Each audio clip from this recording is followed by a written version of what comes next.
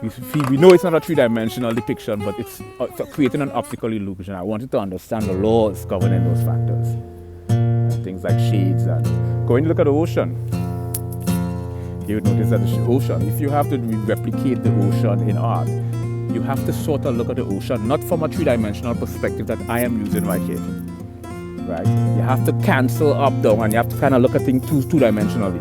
And when you look at things two-dimensionally, front, back, left, right, and you exclude up, down from the equation, and you look at the ocean from a two-dimensional perspective, you have to exclude up, down. You would notice that light is really a byproduct of light and darkness mixture, light reflected on dark.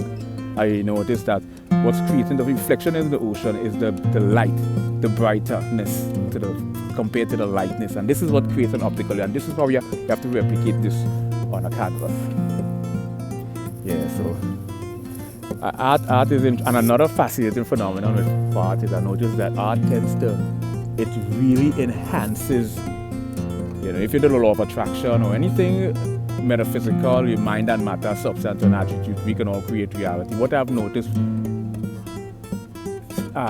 is that when you're doing art, your visualization, the quality of